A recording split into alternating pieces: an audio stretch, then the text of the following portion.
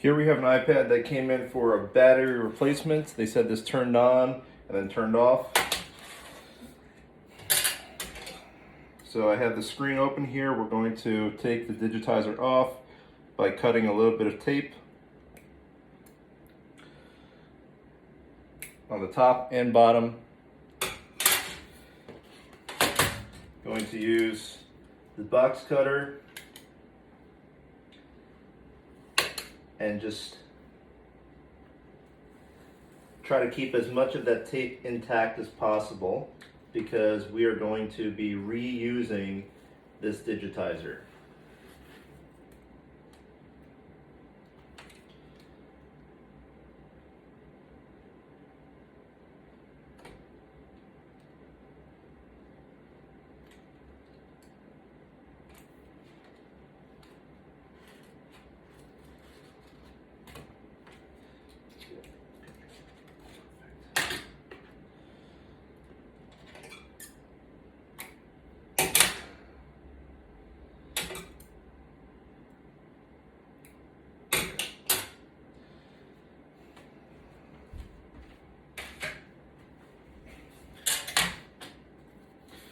Now this battery is glued in. When you have an iPad come in for power issues, you want to make sure that there's no water damage.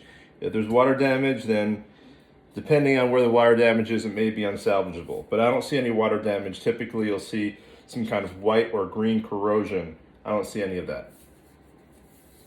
So that means this battery is probably a little bit old. Lithium-ion batteries last anywhere from 2 to 5 years. So this is the iPad 8th gen. It's right around that time.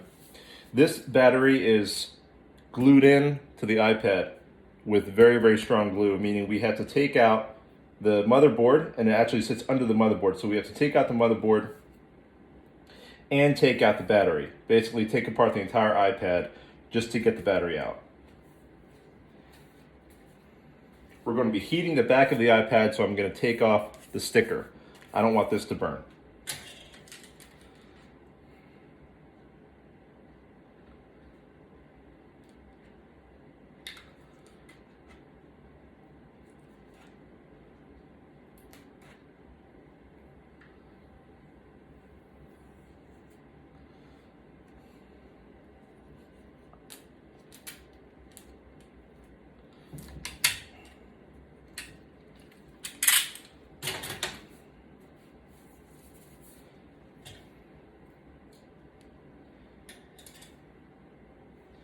When you take off the motherboard, make sure you take off all the connections on the motherboard.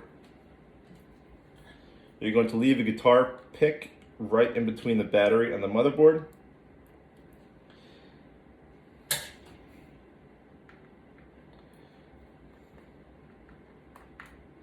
There are 2 screws in the charging port. We take those out.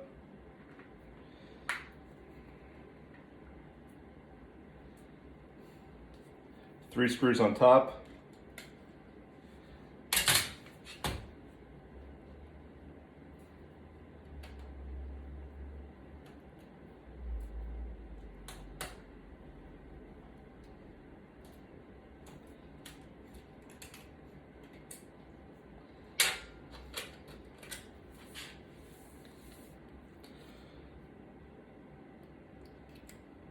And these 2 cables are stuck in with tape. So take off the tape, open the latches, and take off these 2 cables.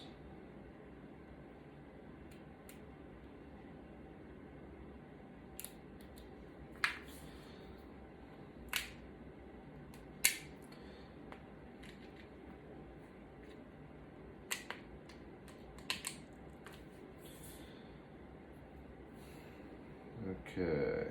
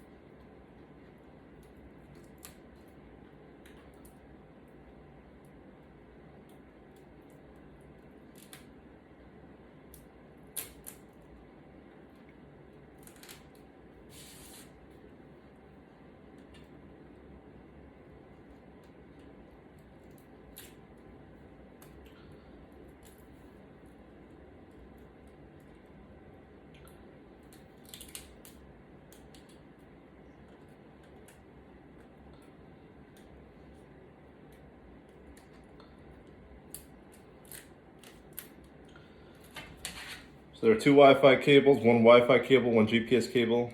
Take those two out. There's this for the keyboards. And there are two audio cables. You're going to take those out as well. There's some tape on it, so take the tape off and then you'll take those two cables off. Now we're ready to take off the motherboard. Gonna heat it up.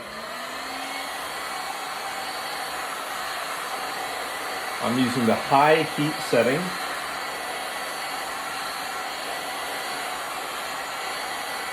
And I'm moving it in a U shape because the motherboard is over here, and over here. So I'm just gonna heat it up on the back side.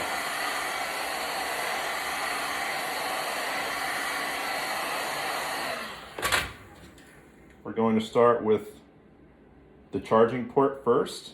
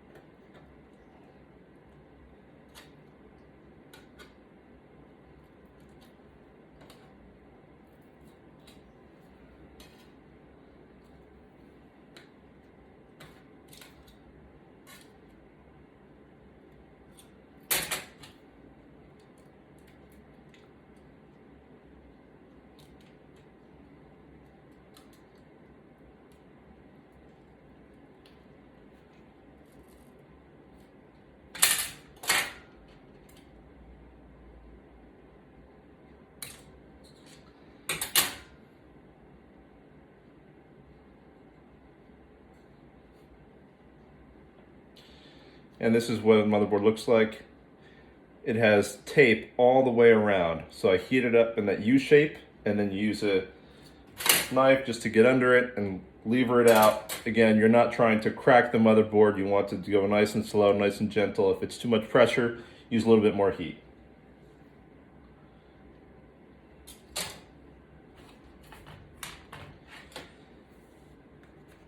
And now we're ready to take off the battery. This battery also has glue underneath. There are lines of glue, and I think there's some glue around the Apple logo as well.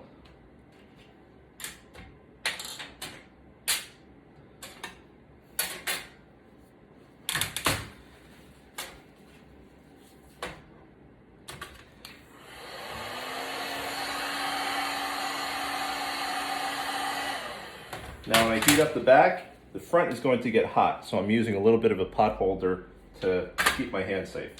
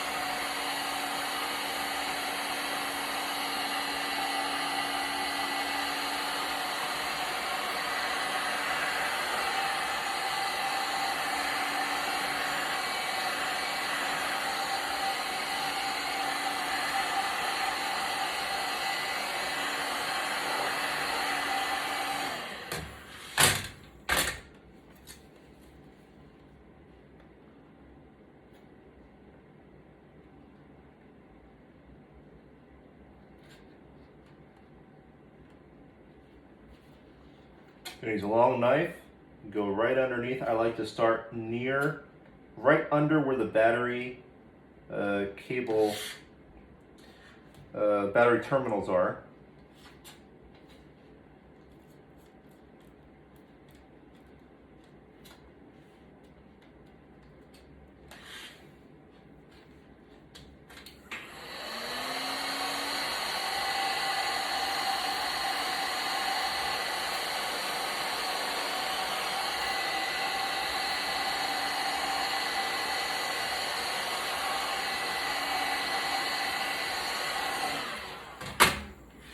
Again, you want to be very delicate with this because you don't want to cut into the lithium-ion battery. That's what can start a fire.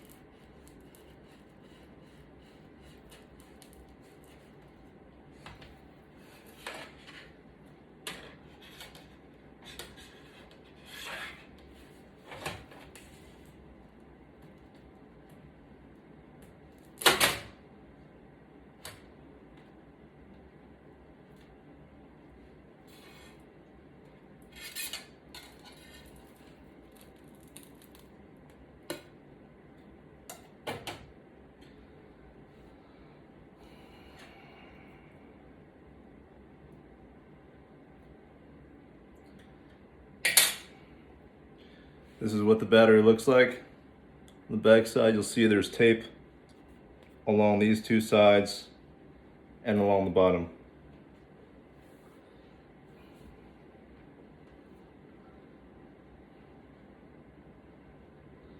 You want to check your cables as well, make sure you didn't cut anything while you're removing the battery.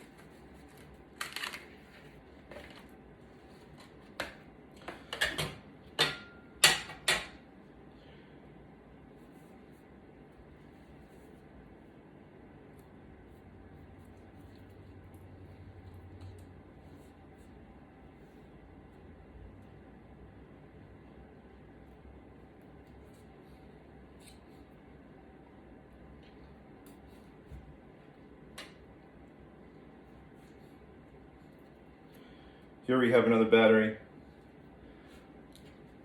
This is an iPad 7, 8, 9 generation, as well as iPad. This goes all the way back to the iPad Air 1, which came before the iPad 5th generation. So this will work in the iPad Air 1, the first generation Air 1. It'll work in the iPad 5th, iPad 6th, 7th, 8th, 9th. They did not change the battery for all those years.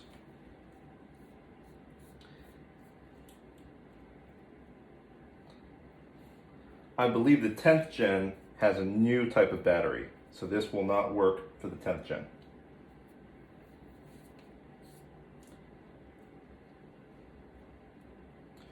You want to make sure the battery is straight,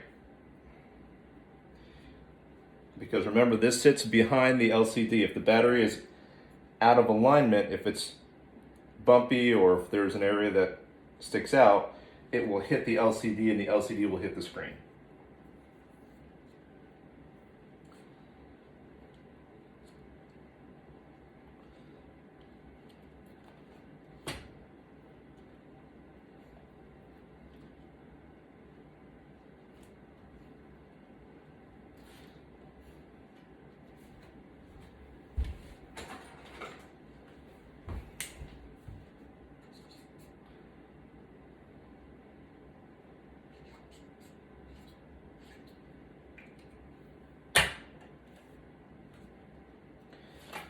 Any subsequent removal of this battery, let's say this battery goes bad again, or the battery is defective and it's discovered later on, it won't be in as tight, so it'll be actually much easier to remove the second time around.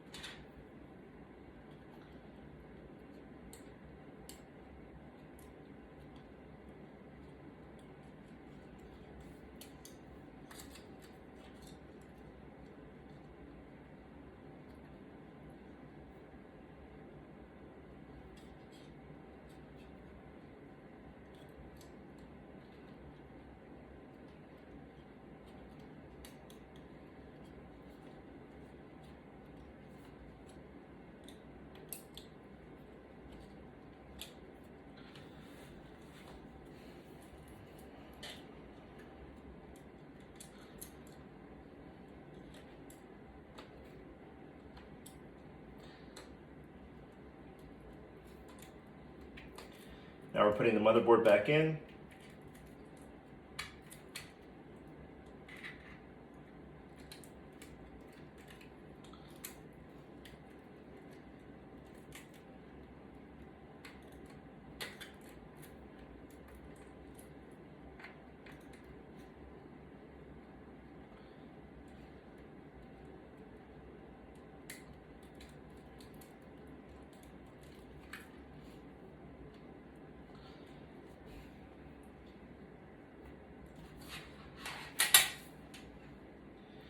And we will put the cables back in, tighten all the screws. I'll show you the end result. Now we have the motherboard reinstalled, batteries installed, Digitizer LCD all reinstalled. We're going to reconnect the battery and we're going to charge it up.